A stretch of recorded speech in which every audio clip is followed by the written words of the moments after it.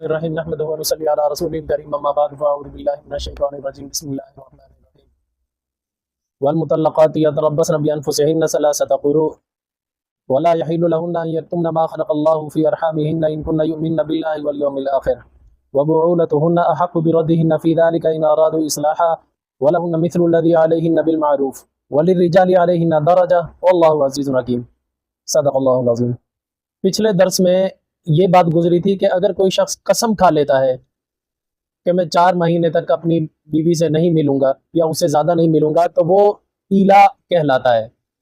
یہ اگر اس مدت کے اندر مل لیا تو پھر صرف قسم توڑنے کا کفارہ ہوگا، اگر نہیں ملا اس نے اپنی قسم کو پورا کیا تو ایلا ہو جائے گا۔ ایلا کا معنی طلاق بائن ہو جاتی ہے اس سے واقع۔ پھر اگر وہ دوبارہ اپنی بیوی سے رجوع کرنا چاہے گا تو اس کو تجدید نکاح کرنا ہوگا، نیا حق مہر نیا نکاح۔ یہ کل مسئلہ گزر چکا تھا۔ آج ایک نیا مسئلہ شروع ہو رہا ہے۔ پہلے میں وہ مسئلہ ذکر کر دوں، اس کے بعد پھر طلاق کی قسمیں وغیرہ بتلا دیتا ہوں۔ مجھے لگتا ہے آج ہم ترجمہ نہیں کر سکیں گے، شاید سارا وقت اسی تفصیل میں ہی گزر جائے۔ مختصر سا بتلا دوں کہ جس عورت کو طلاق ہو جائے یا جس کا شوہر فوت ہو جائے، اس کے لیے حکم یہ ہے کہ وہ اس وقت تک دوسرا نکاح نہیں کر سکتی جب تک کہ پہلے شوہر کی عدت نہ گزار لے۔ اگر بغیر عدت کے وہ نکاح کرے گی، نکاح نہیں ہوگا، حرام ہے، بعض ائمہ کے نزدیک وہ زنا ہے۔ اس وجہ سے یہ عدت لازمی ہے۔ عدت کس وجہ سے اللہ تعالیٰ نے متعین کی ہے، اس کی وجہ کیا ہے، کیوں اس طرح کیا گیا ہے، اس کی وجہ بھی اللہ تعالیٰ نے قرآن مجید میں ارشاد فرمائی۔ دیکھو، انسان کو اللہ تعالیٰ نے اشرف المخلوقات بنایا ہے، اس کی عزت، اس کا مرتبہ اس کے حسب نسب سے وابستہ ہے۔ اللہ تعالیٰ اس کے حسب نسب کو صاف شفاف رکھنے کے لیے یہ حکم دیتے ہیں کہ وہ عورت پہلے عدت گزارے۔ اگر ایسے ہی بغیر عدت کے وہ دوسرے شوہر سے شادی کر لے، ہو سکتا ہے کہ اس کے پیٹ میں بچہ پہلے شوہر کا ہو، وہ بعد میں جب بچہ پیدا ہوگا تو اس کا نسب خلط ملط ہو جائے گا، کچھ پتہ نہیں چل سکے گا کہ یہ بچہ دوسرے شوہر کا ہے یا پہلے شوہر کا ہے۔ اس وجہ سے اس بچے کا حسب نسب خراب ہو جائے گا۔ اس حسب نسب کو بچانے کے لیے، اس کو صاف ستھرا رکھنے کے لیے اللہ تعالیٰ نے یہ حکم دیا عدت گزاری جائے۔ اب عدت جو عورت گزارے گی اس کی نوعیت 2 طرح کی ہوگی، یا تو اس کو طلاق ہوئی ہوگی یا اس کا شوہر فوت ہوا ہوگا۔ اگر اس کا شوہر فوت ہوا ہے، اس کی عدت کتنی ہے؟ اس کی عدت یوں سمجھو کہ اگر وہ عورت حاملہ ہے تو ایسی صورت میں اس کی عدت ہے وضع حمل، چاہے وہ ایک ہی دن میں اس نے بچے کو جنم دے دیا تو اس کی عدت پوری ہو جائے گی، چاہے اس کو 9 مہینے لگ جائیں تو 9 مہینے تک اس کی عدت چلے گی۔ جب تک بچہ پیدا نہیں ہو جاتا تب تک اس کی عدت رہے گی۔ یہ ہے حاملہ کی عدت۔ یہ عدت دونوں میں مشترک ہے، جس کا شوہر فوت ہو جائے حاملہ ہے اس کی عدت بھی ایسے ہی ہے، جس کو طلاق ہو گئی اور وہ حاملہ ہے اس کی عدت بھی یہی ہے۔ عدت کیا ہے؟ وضع حمل۔ جب تک بچہ پیدا نہ ہو جائے گا اس کے لیے دوسرا نکاح کرنا جائز نہیں ہے۔ بچہ پیدا ہونا چاہے وہ اگلے دن ہو جائے، چاہے اسی دن ہو جائے، عدت پوری ہو جائے گی، چاہے اس کو پورا سال، پورے 9 مہینے انتظار کرنا پڑے، بھلے کرنا پڑے، جب تک وضع حمل نہیں ہوگا اس کی عدت چلتی رہے گی۔ بات سمجھ میں آ گئی؟ ایک عدت کی قسم، ایک عدت یہ ہو گئی۔ البتہ جس کا شوہر فوت ہو جائے وہ حاملہ نہیں ہے تو اس کی عدت کتنی ہے؟ اس کی عدت ہے 4 مہینے 10 دن۔ 4 مہینے 10 دن یہ اس کی متعین عدت ہے۔ یہ کس لیے یہ حکم دیا گیا 4 مہینے 10 دن کا؟ یہ اسی لیے حکم دیا گیا کہ اگر پہلے شوہر کا کوئی نطفہ ہوگا بھی اگر اس کے پیٹ میں تو اتنے عرصے کے اندر وہ ظاہر ضرور ہو جائے گا۔ اگر ظاہر ہو جائے تو پھر وضع حمل اس کی عدت ہو جائے گی، اگر ظاہر نہیں ہو رہا اتنے سارے وقت میں بھی پھر وہ دوسرا نکاح آگے کر سکتی ہے۔ یہ اس کی عدت ہے جس کا شوہر فوت ہو گیا ہو۔ اب آ جاؤ اس کی عدت جس کو طلاق ہو گئی ہو، اس کی عدت کتنی ہے؟ اس کی عدت اگر وہ حاملہ ہے تو اس کی عدت وہی ہے جو شوہر فوت ہونے والے کی تھی۔ البتہ اگر حاملہ نہیں ہے، اگر حاملہ نہیں ہے تو پھر اس کی دو صورتیں ہیں۔ ایک صورت یہ ہے کہ وہ جوان ہوگی، اس کو مینسز آتے ہوں گے۔ اگر وہ مینسز آتے ہیں اس کو، تو اس کی عدت 3 مینسز گزار لینا ہے۔ 3 مینسز چاہے وہ 2 مہینے میں پورے ہو جائیں، 2.5 مہینے میں پورے ہو جائیں، 3 مہینے میں پورے ہو جائیں، بس 3 مینسز جب گزار لے گی تو اس کی عدت پوری ہو جائے گی۔ مینسز ہر مہینے عورت کو مہینے کا خون آیا کرتا ہے، 1 مہینہ ہو گیا، پھر اگلے مہینے میں ہو گیا، پھر تیسرے مہینے میں ہو گیا، بس جیسے تیسرے مینسز ختم ہوں گے اس کی پاکی کے دن شروع ہوں گے، سمجھو اس کی عدت پوری ہو گئی۔ یہ ہے متعلقہ کی عدت جس کو مینسز آتے ہوں۔ جس کو مینسز نہیں آتے ان کی نوعیت 2 طرح کی ہے۔ ایک یہ کہ وہ ابھی تک بالغ ہی نہیں ہوئی، اس کو مینسز نہیں آتے۔ کئی ہوتے ہیں نا بچپن میں ہی نکاح کرا دیتے ہیں، یا اسی طرح وہ اتنی بوڑھی ہو گئی ہے کہ اس کے اب مینسز آنا بند ہو گئے ہیں۔ تو ان دونوں صورتوں میں اس کی عدت ہوگی 3 مہینے یعنی 90 دن۔ یہ میں وضاحت اس وجہ سے بتلا رہا ہوں، دونوں کو الگ الگ کر کے۔ ہمارا جو عدالتی نظام ہے اس وقت پاکستان میں، انہوں نے ساری عدتوں کو ایک ہی بنا دیا ہے۔ انہوں نے سب کی عدت جو ہے وہ 90 دن رکھ دی ہے، یعنی 3 مہینے۔ یہ غلط ہے، یہ ہماری شریعت کے سراسر خلاف ہے۔ کسی عورت کے مینسز چلتے ہیں 10 دن، کسی کے چلتے ہیں 3 دن، تو جس کے 3 دن چل رہے ہیں وہ کیوں 90 دن کا انتظار کرے؟ اس کے تو جلدی دن پورے ہو جائیں گے۔ اسی طرح اس سے اور بھی بہت ساری قباحتیں آتی ہیں، بہت سارے مسائل ایسے جنم لے رہے ہیں جو بالکل سراسر خلاف ہے۔ اب پہلی بات تو یہ کہ یہ ہے ہی نظریہ قرآن کے خلاف۔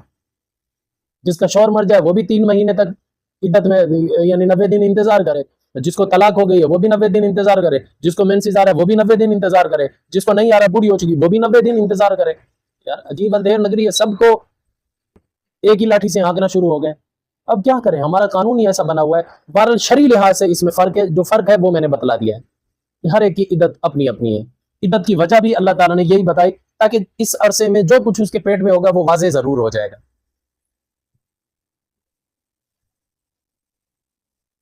عدت کا اصول سمجھ لینے کے بعد اب یہ سمجھو، طلاقیں 3 طرح کی ہیں۔ طلاقیں 3 طرح کی ہوتی ہیں، بلکہ اور بھی قسمیں اس کے وہ ذیل میں ہی آئیں گی، لیکن جو بڑی بڑی وجوہات ہیں جن کی وجہ سے طلاق واقع ہوتی ہے وہ 3 طرح کی اس کی نوعیت ہوتی ہے۔ طلاق کیا ہے؟ طلاق اللہ تعالیٰ نے ایک ایسا حکم دیا ہے کہ اگر میاں بیوی کی نہ بنتی ہو، کوئی صورت ہی نہیں نکل رہی بننے کی، مجبوری کے اندر آخری ہتھیار اللہ تعالیٰ نے مرد کو یہ دیا ہے وہ طلاق کا استعمال کرے۔ اس طلاق کے استعمال سے کیا ہوگا؟ جو عقد نکاح منعقد ہوا تھا، جو ایک میاں بیوی کا معاہدہ طے پایا تھا، اس معاہدے کو توڑنے کا ایک آلہ ہے طلاق۔ باوجود جائز ہونے کے اللہ تعالیٰ کی نظر میں سب سے زیادہ مبغوض اور سب سے زیادہ ناپسندیدہ، سب سے زیادہ گندی چیز ہے۔ اللہ تعالیٰ نے قرآن مجید میں جگہ جگہ پر سب سے زیادہ زور اس بات پر دیا ہے کہ اگر میاں بیوی میں آپس میں تلخ کلامی ہو گئی، ناچاکی ہو گئی ہے، تو حتی الامکان کوشش یہ کی جائے کہ کسی نہ کسی طریقے سے ان کا توڑ نہ ہو، جوڑ ہو جائے۔ اللہ تعالیٰ نے اس کے پھر اسٹیپ بائی اسٹیپ طریقے بھی سمجھائے۔ پہلے یہ کر کے دیکھو ہو سکتا ہے جوڑ ہو جائے، پھر یہ کر کے دیکھو ہو سکتا ہے جوڑ ہو جائے، پھر یہ کر کے دیکھو ہو سکتا ہے جوڑ ہو جائے۔ جب آخری حد پار کنارے لگ گئی ہے تب اللہ تعالیٰ نے فرمایا کہ نہیں کچھ ہو رہا تو پھر طلاق دے دو، اب اور کیا بچا ہے باقی۔ یعنی اللہ تعالیٰ نے براہ راست یوں نہیں کہہ دیا تھوڑا کچھ اختلاف ہو بس طلاق دے دو، عورت نہیں مان رہی اس کو طلاق دے دو، نہیں، ایسا اللہ تعالیٰ نے کبھی نہیں کہا۔ اللہ تعالیٰ نے طلاق کو ناپسند سمجھا ہے کہ ایک بندھن ہو پھر ان کو توڑ دیا جائے۔ اللہ تعالیٰ نے تو یہاں تک فرمایا کہ فَإِنْ خِفْتُمْ شِقَاقَ بَيْنِهِمَا فَابْعَثُوا حَكَمًا مِنْ أَهْلِهِ وَحَكَمًا مِنْ أَهْلِهَا إِنْ يُرِيدَا إِصْلَاحًا يُوَفِّقِ اللَّهُ بَيْنَهُمَا۔ بڑی بات ہے۔ اللہ تعالیٰ فرماتے ہیں کہ اگر میاں بیوی میں ناچاکی ہو گئی، خوب کوشش کرو آپس میں بن جائیں۔ اگر نہیں بن سکتے تو ایک ٹرائی ضرور کرو۔ وہ کیا کہ ایک پنچایت لڑکی کے خاندان کی بلاؤ، ایک پنچایت لڑکے کی خاندان کی بلاؤ، ان دونوں کو آپس میں بٹھا کر پنچایت لگاؤ، اور ان کا ارادہ بھی یہ ہو کہ ہم کوئی ایسی صورت ہی نکال کر اٹھیں گے جس میں آپس میں بن جائیں۔ کچھ ہوتے شیطان قسم کے خاندان والے، ان کو بیچ میں نہ لو، جن کا مقصد توڑ ڈالنا ہو۔ ان لوگوں کو ترجیح دو جن کا مطلب اصلاح کرنا ہو، ان کو ترجیح دو۔ ہر خاندان میں شیطان قسم کے لوگ ہوتے ہیں. اللہ تعالیٰ کا اشارہ اس طرف ہے کہ ان شیطانوں سے بچا کے رکھنا تاکہ بندھن ٹوٹ نہ جائے. ایسے لوگوں کا سہارا لینا جن کا مقصد ہی آپس میں جوڑنا ہو, توڑنا نہ ہو. پھر جب وہ کوشش کرنے بیٹھ جائیں گے نا, اللہ کہتا ہے یوفق اللہ بینہما, اللہ ان کے درمیان ضرور کوئی نہ کوئی راستہ موافقت کا نکال دے گا. بڑی بات ہے, اللہ تعالیٰ گارنٹی دے رہے ہیں, تم کوشش تو کرو, میں آ جاؤں گا بیچ میں موافقت کرانے. تو اس سے پتہ چلا کہ میاں بیوی کا جو بندھن ہے وہ اللہ تعالیٰ اس کو قائم رکھنے کی کس حد تک اللہ تعالیٰ کوشش کرتے ہیں تاکہ کسی طرح ٹوٹنے نہ پائے. اللہ اکبر. تو بہرحال اگر کوئی ایسی صورت پیش آ جاتی ہے, کوئی نبھا بنتا ہی نہیں ہے, کوئی صورت نکلتی ہی نہیں ہے, تو ایسی صورت میں اللہ تعالیٰ نے پھر آخری حد, پھر یہ تو نہیں ہے کہ ساری زندگی اپنے اوپر عذاب مسلط کر کے بندہ بیٹھا رہے. پھر بہرحال اللہ تعالیٰ نے طلاق کا حق دیا ہے تاکہ طلاق دے دے, پھر شوہر بھی اپنی طرح کی زندگی گزارے, کہیں اور شادی کر لے, بیوی بھی اپنی طرح کی زندگی گزارے, کہیں اور شادی کر لے. جو اللہ تعالیٰ نے اس بندھن کو توڑنے کے لیے جو ذریعہ مقرر کیا اس کو کہتے ہیں طلاق. پھر اس طلاق کی 3 قسمیں ہیں موٹی موٹی. پہلی قسم ہے طلاق رجعی, دوسری قسم ہے طلاق بائن, تیسری قسم ہے طلاق مغلظہ. تینوں کا حکم علیحدہ علیحدہ ہے. طلاق رجعی کس کو کہتے ہیں؟ یہ غور طلب باتیں, یہ سن لو, نکاح تمہارے ہوئے ہوئے بھی ہیں, کچھ کے ہونے بھی ہیں. یہ زبان جو ہے نا یہ سوچ سمجھ کر استعمال کیا کرو, یہی جوڑتی ہے یہی توڑتی ہے. طلاق رجعی کس طلاق کو کہتے ہیں؟ طلاق رجعی اس طلاق کو کہتے ہیں کہ کوئی آدمی صاف لفظوں میں اپنی بیوی کو کہہ دے کہ میں نے تجھے طلاق دی ہے. صاف لفظوں میں میں نے تجھے طلاق دی ہے, طلاق کا لفظ استعمال کرے, دے دی ہے, ماضی کا صیغہ استعمال کرے. ایسی صورت میں وہ طلاق واقع ہو جائے گی. اگر اس نے ایک دفعہ یہ لفظ کہا ہے تو یہ طلاق رجعی ہے. رجعی طلاق کا کیا حکم ہے؟ اس کا حکم یہ ہوتا ہے کہ اب لازم بات ہے طلاق ہونے کے بعد عورت اپنی عدت شروع کر دے گی. اس عدت کے اندر اگر شوہر بیوی سے راضی نامہ کر لیتا ہے, چاہے بات چیت کے ذریعے کر لے, چاہے ہم بستری کے ذریعے کر لے, کسی بھی طریقے سے یعنی اسے راضی نامہ کر لیتا ہے, تو یہ رجوع کہلائے گا. اب اس میں کوئی نکاح کی ضرورت نہیں ہے, وہ بیوی اس کی ہے, یہ لے آئے اپنے پاس رکھ کے. البتہ آئندہ کے لیے اس کو 2 طلاقوں کا حق باقی رہے گا. ایک تیر چلا چکا ہے, اب 2 تیر اس کے ترکش میں پڑے ہیں. ٹھیک ہے, اس میں نئے نکاح کی ضرورت نہیں ہے. اگر عدت کے اندر کر لیتا ہے, اگر عدت گزر گئی ہے, 3 منسز اس عورت کے گزر گئے ہیں, تو یہ آٹومیٹکلی طور پر یہ طلاق رجعی جو ہے یہ طلاق مغلظہ میں کنورٹ ہو جائے گی.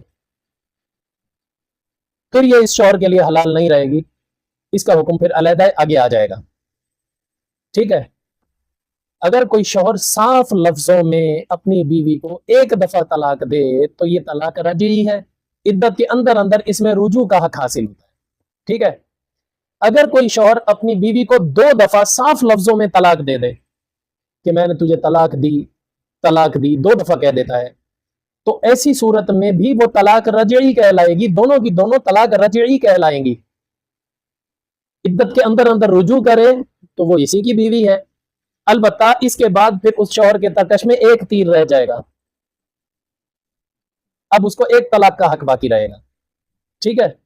صاف لفظوں میں اگر طلاق دیتا ہے, 1 دیتا ہے تو بھی رجعی ہے, 2 دیتا ہے تو بھی رجعی ہے. اگر 3 دے دیتا ہے پھر وہ طلاق رجعی نہیں رہے گی, وہ طلاق مغلظہ بن جائے گی. مغلظہ کا کیا حکم ہے؟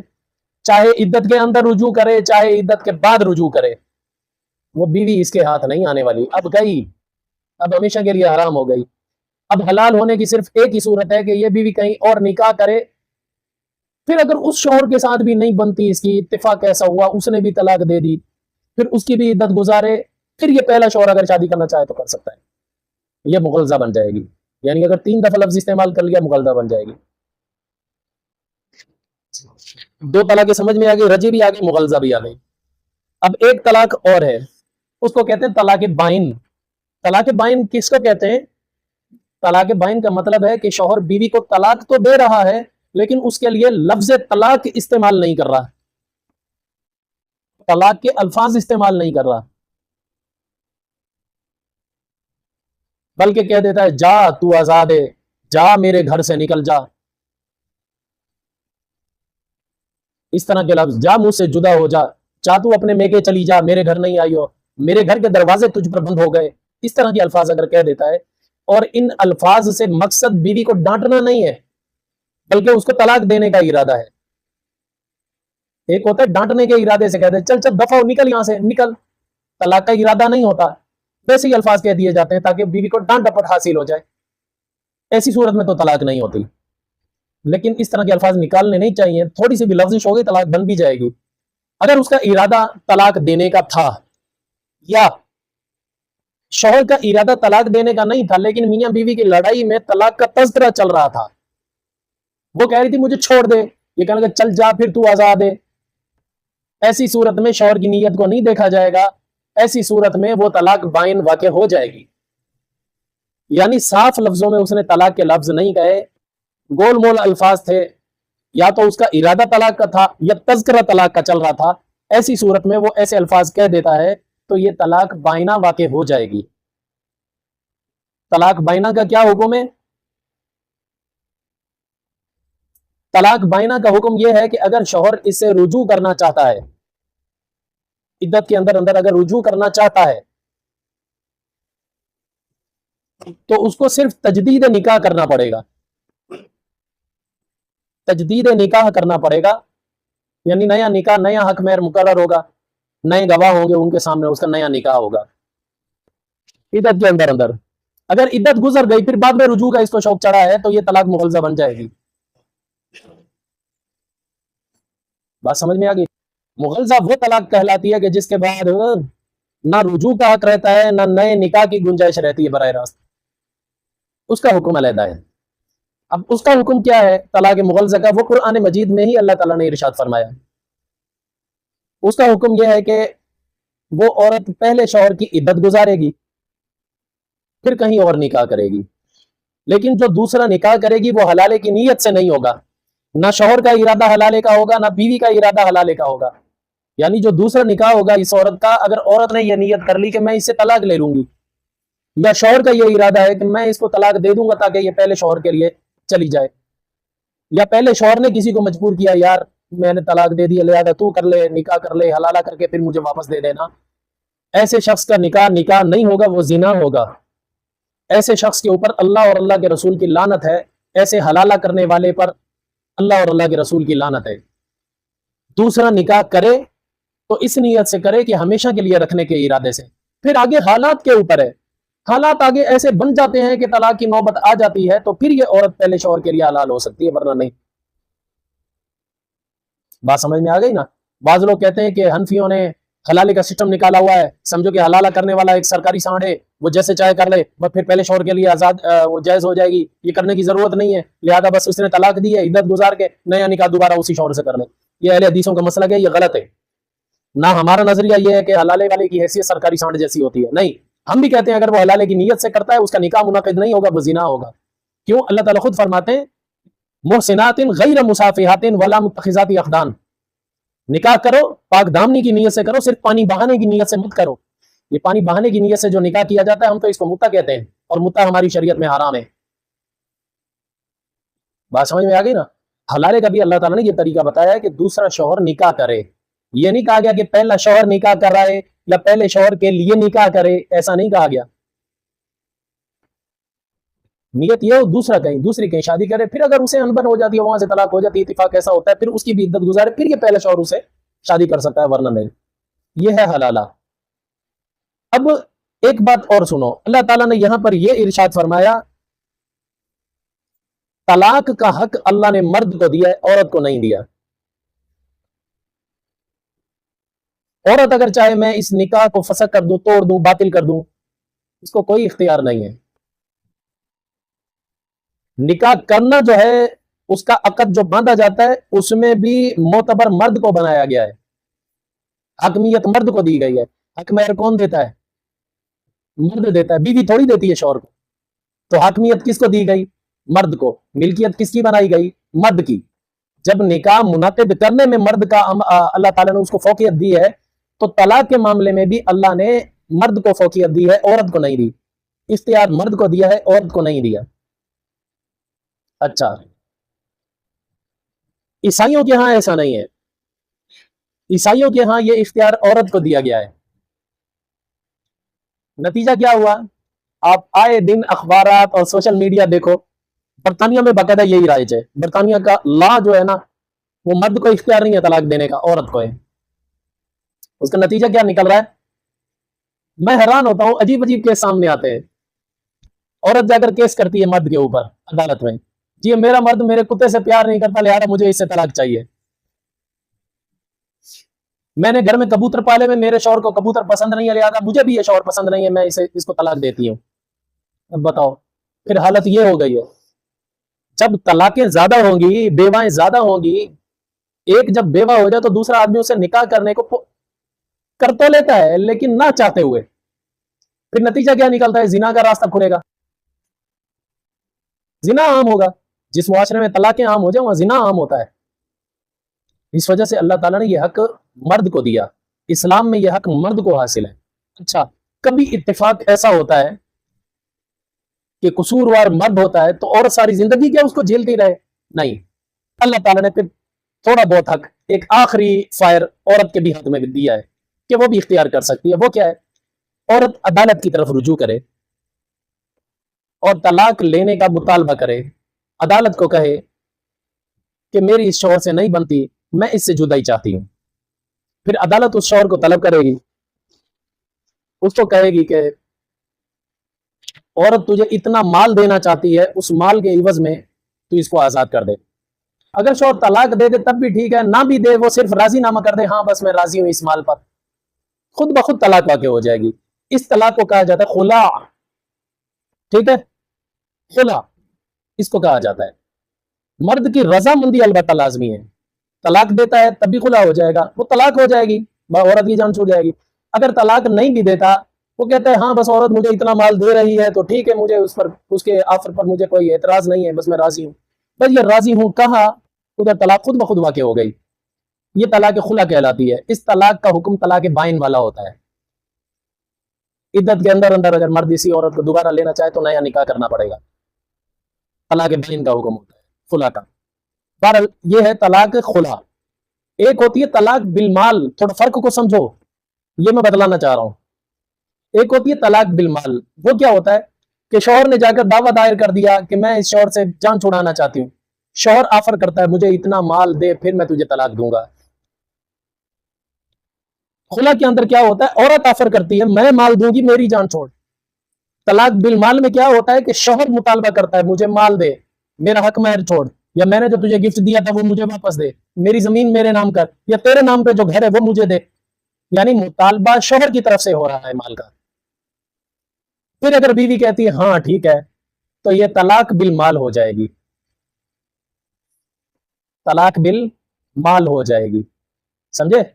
خلا میں اور اس میں فرق یہ ہے، خلا میں مطالبہ بیوی کی طرف سے ہے مال کا، پیشکش بیوی کی طرف سے ہے مال کی، اور طلاق بالمال میں مطالبہ شوہر کی طرف سے ہے مال کا.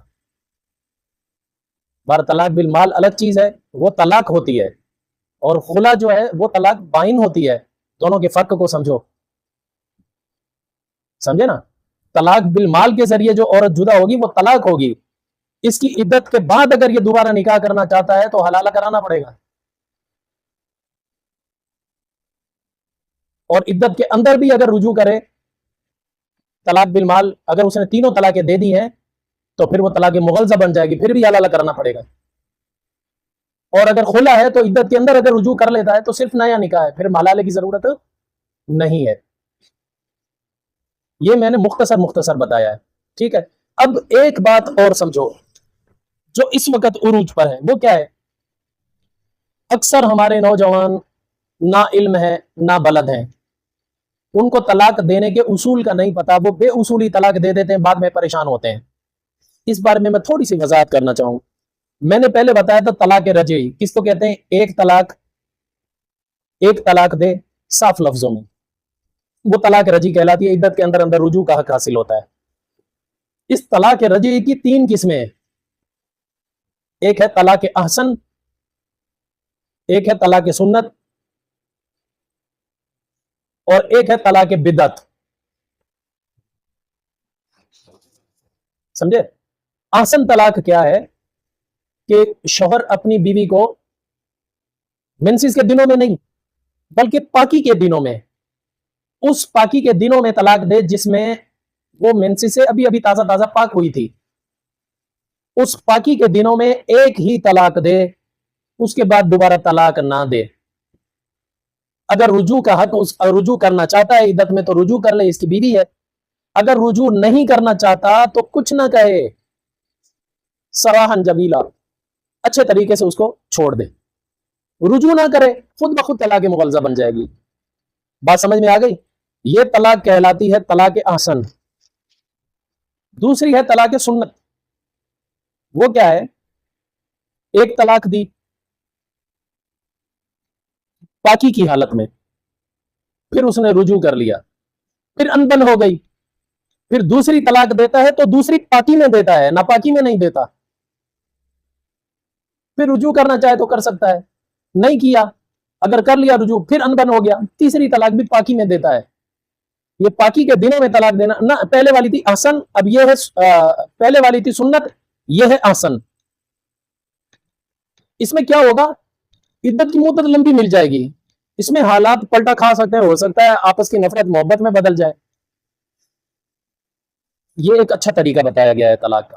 ہر طہر کے اندر اس کو، ہر پاکی کے اندر اس کو علیحدہ طلاق دے، پھر عدت سے پہلے رجوع کر لے، عدت پوری نہ ہونے دے. اس میں اس کو عدت لمبی مل جائے گی اور رجوع کا موقع مل جائے گا. آگے چل کے ہو سکتا ہے 6 مہینے کا 9 مہینے کا اسپیس ہے، ہو سکتا ہے حالات بدل جائیں، آپس میں میاں بیوی بن جائیں. لیکن اگر نہیں بھی بنے گا تو آخری میں چھوڑ دے گا تو خود بخود مغلظہ بن جائے گی. ایک ہے طلاق بدعت. طلاق بدعت کی 2 صورتیں ہیں. ایک صورت یہ ہے کہ تینوں طلاقیں یک وقت دے دے، پاکی میں دے دے، یہ بھی طلاق بدعت ہے. اور ایک صورت یہ ہے ناپاکی کے دنوں میں طلاق دی، پھر پاکی شروع ہو گئی، پھر عدت کے اندر اندر یعنی تیسرے منسز کے اندر اندر اس نے رجوع کر لیا. یہ طلاق رجی کی میں کس میں بتایا تھا، طلاق رجی ہو گئی. اگر اس نے رجوع نہیں کیا تو وہ مغلظہ بن جائے گی. رجوع کر لیتا ہے تو رجعی ہے، لیکن یہ ہے طلاق بدعت. اب یہاں سے اہل حدیثوں کو لگا مغالطہ. وہ کہتے ہیں کہ طلاق جو ہے وہ ہمیشہ احسن ہی دینی چاہیے. احسن کیا ہے؟ ایک طلاق، بس طور میں ایک طلاق. اگر 3 بھی دے دے گا وہ ایک شمار ہوگی. کیوں؟ کہتے ہیں کہ حضور صلی اللہ علیہ وسلم کے پاس ایک کیس آیا تھا. ایک صحابی نے آ کر کہا یا رسول اللہ میں نے اپنی بیوی کو 3 طلاقیں دے دی ہیں. حضور نے فرمایا وہ ایک ہی ہے، جا وہ تیری بیوی ہے. بات سمجھ میں آ گئی؟ ہاں، حدیث ہے ان کے پاس بھی دلیل. ہم یہ کہتے ہیں کہ نہیں. اہل حدیث ہم پر اعتراض کرتے ہیں کہ جو حنفی ہیں وہ حضرت عمر کے قانون پر عمل کرتے ہیں، نبی کے قانون پر نہیں کرتے. نبی کا قانون تو یہ تھا کہ اگر ایک مجلس میں 3 طلاقیں دی گئی ہیں وہ ایک ہوگی. آج کل نوجوان کر دیتے ہیں نا 3 طلاقیں دے کے پھر پریشان ہو کر گھوم رہے ہوتے ہیں، کبھی بریلویوں کے پاس کبھی دیوبندیوں کے پاس. وہ تو دونوں کہتے ہیں کہ 3 کی 3 ہی ہو گئی.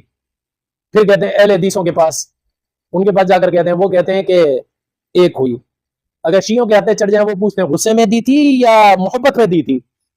اگر کہو محبت میں دی تھی پھر ایک ہوئی ہے، اگر کہو غصے میں دی تھی وہ کہتے ہوتی نہیں ہے. وجہ جا زنا کری رکھ. خیر، اب ہمارا اصل میں جو بات بتا رہا ہوں وہ ہے اہل حدیثوں کی. ہمارے اکثر سنی لوگ یعنی بریلوی ہوں چاہے دیوبندی ہوں، جب پھنس جاتے ہیں نا 3 طلاقیں دے کر پھر اہل حدیث بن جاتے ہیں، اہل حدیثوں کی طرف رجوع کرتے ہیں، وہاں سے فتویٰ لے کر آتے ہیں نہیں جی 3 دفعہ بھی کہا ہے طلاق ایک ہی ہوئی ہے. اب وہ دلیل اسی روایت کو بناتے ہیں. حضرت عبداللہ ابن عباس کی روایت ہے، وہ فرماتے ہیں کہ حضور کے زمانے میں 3 طلاقوں کو ایک سمجھا جاتا تھا. بات سمجھ میں آ گئی؟ کہتے ہیں کہ حضرت عمر نے جو قانون نکالا، انہوں نے قانون یہ نکالا کہ 3 طلاقیں 3 ہی ہوں گی، لہذا حنفی شافعی حنفی یہ اسی مسلک پر عمل کر رہے ہیں، یہ عمر کے قانون پر چل رہے ہیں، نبی کے قانون پر نہیں چل رہے. ہم اس کا جواب دیتے ہیں، جواب ہم دیتے ہیں. ابو داؤد شریف میں روایت ہے، وہ روایت بھی حضرت عبداللہ ابن عباس کی ہے. ایک مرتبہ درس حدیث دے رہے تھے، ایک بندہ آیا، آ کر کہنے لگا جی میں نے غلطی سے میں نے اپنی بیوی کو 3 طلاقیں دے دی ہیں. تو حضرت عبداللہ بن عباس فوراً ناراض ہو گئے، کہنے لگے تو نے حرام کیا، حرام کا ارتکاب کیا،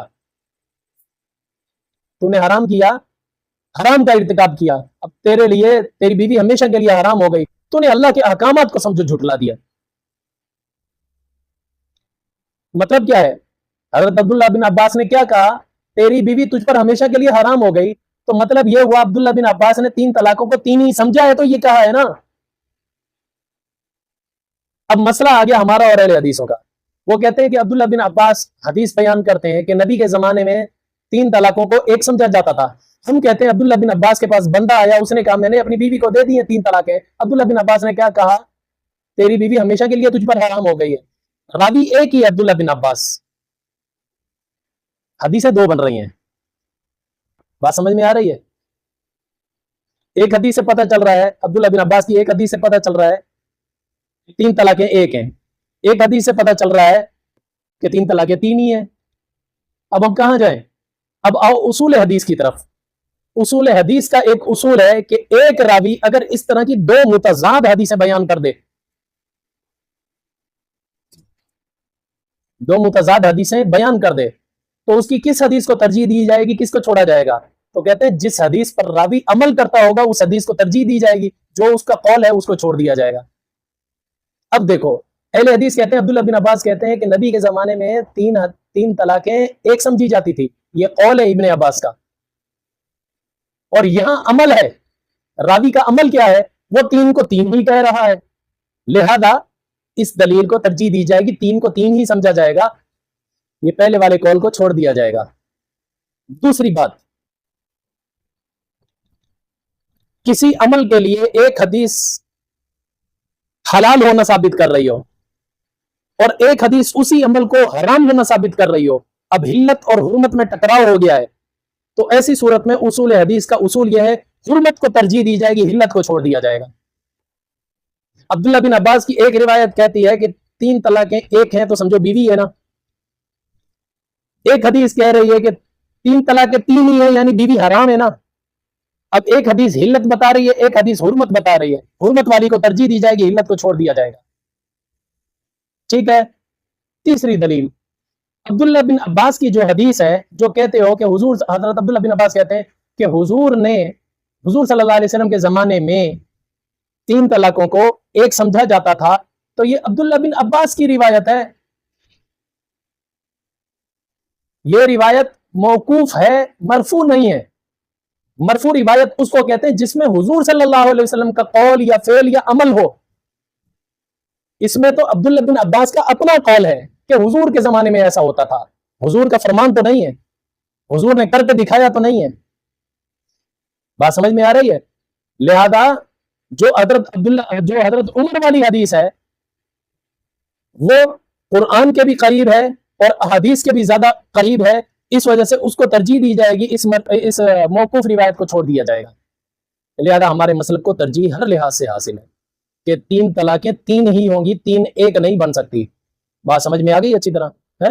वाखिर दावाना अल्हम्दुलिल्लाह रब्बिल आलमीन। अब अगर तर्जुमा करेंगे बहुत वक्त हो जाएगा, कल सिर्फ तर्जुमा कर लेंगे।